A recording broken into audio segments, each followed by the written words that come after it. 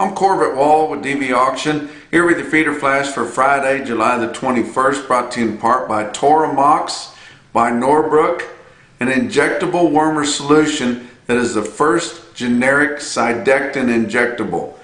As a producer, you can expect the same weight gain advantage you're used to with Cydectin, but at a lower cost. For more information, go to norbrook.com. Packers in the red. We're now starting to see that the fat cattle market has elevated enough and the box beef cutout values have gone down to the point where packers are likely in red margins on at least some of the cattle. And is that something that we should be concerned with? Well, they have to make money, we know, but your producers and cattle feeders especially, at least 8 out of 10 or 12 years are going to be barely at margins or in the red. Packers have not been in the red in recent memory. I mean, we can't even remember all the way back to 2014 when it looked like they were in the red. They're in business. I mean, yeah, sometimes you're going to have to operate in the red and keep rolling. But they're low on product. They are reluctant buyers. We've seen that the last few weeks where they haven't been coming out and buying very many cattle at all, running light to harvest.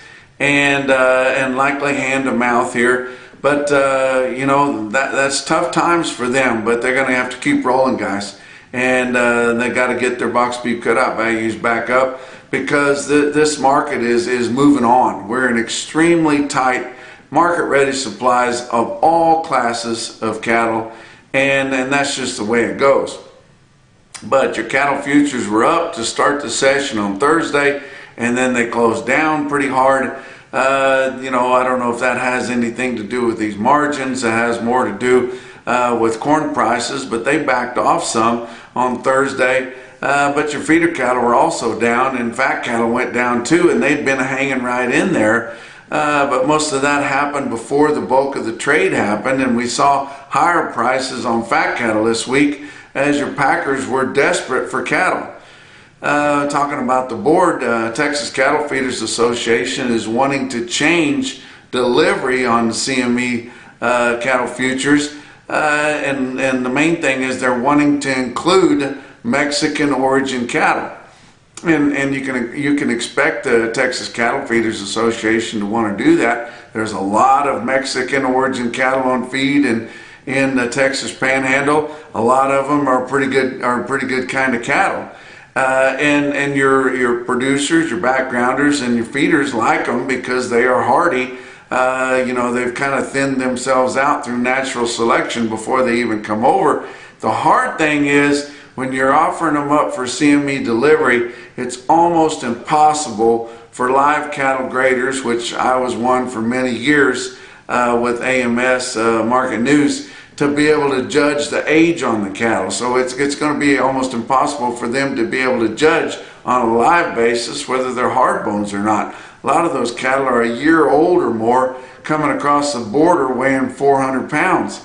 And so that is going to be a problem there. Now, they do have slaughter delivery, and if those cattle hang up old, then they will be discounted for that. But you know, most of the cattle that deliver are live delivery, or else it wouldn't happen.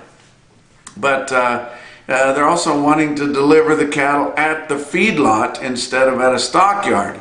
Now that's real handy for the feedlots that are delivering, but they're also wanting to deliver dairy cross cattle or wanting to deliver cattle with a significant amount of Bos Indicus or Brahman influence.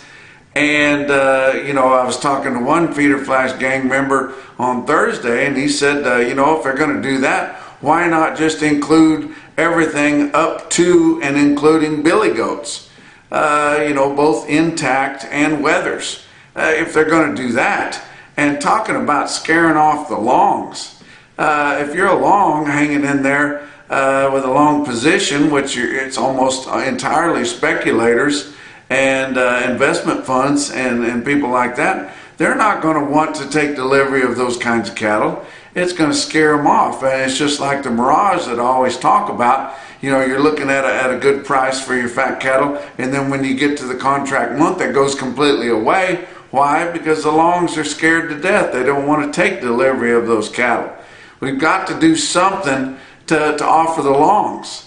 And my best recollection of what we should probably do is allow them to demand delivery.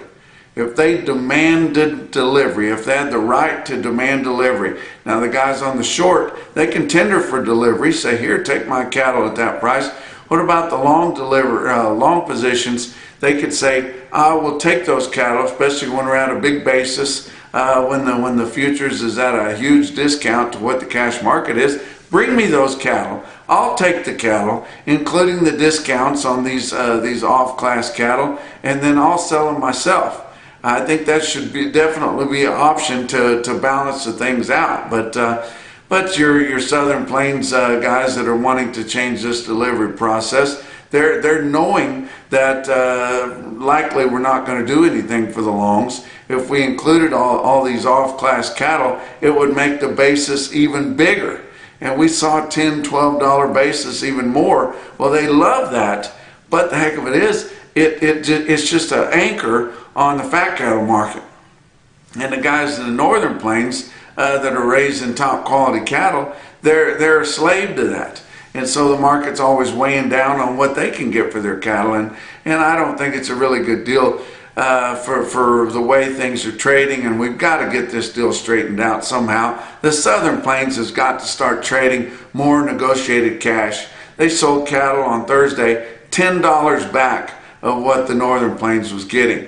And there's not that much difference in the good cattle. Now there are on some of those off-class cattle, of course, but here on Friday, be aware, we got the cattle on feed report coming out simultaneously with your mid-year inventory report. Cattle on feed estimates are sitting at 97.6% on feed, 98.1% placements, and 95.2% marketed. So keep your eye on that. All cattle and calves estimate for your mid-year inventory is at 97.7. So I think we have some room for that to be very bullish. Look at your board on Thursday. August live cattle futures down $1 at 180.32. October down 97 cents at 182.75. Your back months on live cattle down 35 cents to down 105. August feeder cattle were down $1.70 at 245.10. September down 102 at 248.30. And your back months were down 15 to down 72, so kind of a tough day on your cattle futures. December corn backed up some from the big gains that we've seen this week, but down 6 3/4 cents a bushel at 5.46 1/4. November new crop beans down 4 cents at 14.04 3/4. Kansas City hard red winter wheat for September was up another 8 cents at 8.74 3/4. Fat cattle trade did develop on Thursday in the Northern Plains primarily. In Southern Plains, no, but in the Northern Plains, they sell cattle and then they hold out. They ask for the best price they can get. They try to get it. It's called negotiation.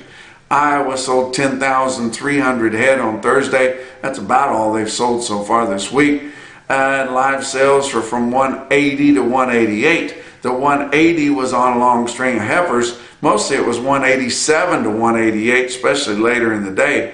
And dress sales, and that was $4 to $6 higher than last week. Dress sales, $294 to $295. That's steady to as much as $7 higher than last week. So higher market on fat cattle, and that goes to show you if you don't trade very many cattle, eventually your packers get hungry, guys.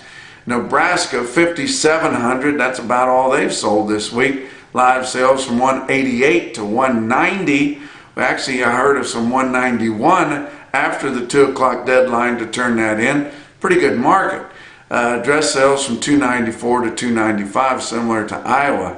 Kansas had some sales, but only 900 head, and that's about all they've had this week. 180. So really no comparison for last week, but I guess you could call it $2 higher than what we did see sell, but that's still $10 back from some of those better cattle in Nebraska. Texas, only 100 head confirmed on Thursday, and all at 180. I'm sure we'll see some more trade happen on Friday here. Box beef cutout values were lower again Choice cuts down 103 at 302.56. Selects down $1.25 at 274.71. Your slaughters waning a little bit, 495,000 through the first 4 days of the week, and we're not expecting a big Saturday, but that's 9,000 less than last week at this time, 1,000 more than the same time a year ago. Actual slaughter information come back for the week ending July the 8th. Had your average dressed steer carcass weight at 892 pounds, 2 pounds lighter than the previous report. Talk about what else is going on. Safeguard, another wormer, only wormer available in both suspension and feed formulations, which is really handy for a lot of you smaller producers, guys. You can worm your cattle your way at the chute, in the pasture, or you can add it to the feed. Wherever Safeguard is given, Safeguard works. For more information, go to safeguardworks.com. Talk about your feeder cattle market, your real-time index on DV Auction, based on the average of 7 to 899 pound steers, but right in there about 800 pounds on a cash auction steer. 240.51. That was up another 94 cents compared to the end of the trading on Wednesday. Adding a new partner to our family of broadcasters on DV Auction, commercial cattle sales, St. Onge Livestock. My buddy Justin Tupper up there in St. Onge, South Dakota, has added DV Auction broadcasting to his sale barn. Here on Friday they are going to have a sale, but it's going to be largely weigh up cows, but they'll be ready to take your bids on dvauction.com whenever they have their bigger calf sales and feeder cattle auctions coming up in the future. Talk about your big sales on Thursday. Farmers and Ranchers Livestock in Salina, Kansas sold 2,700 steers and heifers, steady to as much as $6 higher. Good sale there in Salina. Stick out sale in Salina was on 64 head of spayed heifers, 828 pounds at 240 and a half. Big time quote on some feeder heifers. Winter Livestock in Pratt only had about 600 head, and I've been telling you guys for the last month and a half, all your winter barns down there in Kansas especially, they've just been hanging back and waiting because their producers are all wanting to sell on the big King of the Ring special and the Cattle Marketer special Pratt that's going to happen next week, guys. So there'll be big sales at the winter livestock barns in Kansas of both Dodge City and Pratt. And they also have the High Plains video sale that's going to be going on. King of the Ring auctioneer contest, which I'm lucky enough to be a judge at. So looking forward to going up there to Dodge City next week.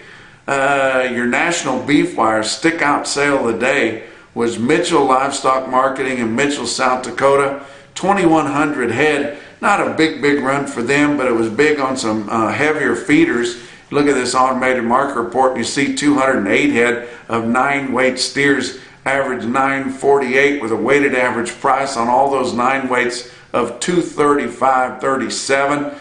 Not on this market report, but they had a good run of 1,000 to 1,100 pound loads, about 4 loads of those, and they bring from 221 and a quarter to 235. Look at the heifers on here. 296 head of 8-weight heifers averaged 863. Weighted average price 217.68. 231 head of 9-weight heifers average 932 at 216. Some more individual quotes around. Maryville Livestock Auction in Maryville, Missouri. My good buddy Mike Frieden sold his yearlings there. Now, this may not be a big price that impresses you, but I'm telling you what, Mike Frieden and I used to trade and run cattle together. He buys small bunches of cattle. He straightens them up. There's no programs on them. They're not home raised. They're not all natural. They're not anything. They're just good commodity cattle, good enough to go anywhere. But he puts them together in small bunches, backgrounds them on his own. He doesn't own a huge ranch. He's just a working guy there doing a good job. He sells 61 steers, weighs 796 at 246.50. Bring about $2,000 a head. Average first cost price on those was under $1,000 a head. Congratulations, Mike. You did a great job. It's about time to get paid for it. How about Bluegrass Stockyard South in Stanford, Kentucky? They sell 121 steers, weigh 879 at 249.80. Guys, I was guessing, and most people didn't think it would get there, that 800-pound base weight steers in the Flint Hills might bring 250.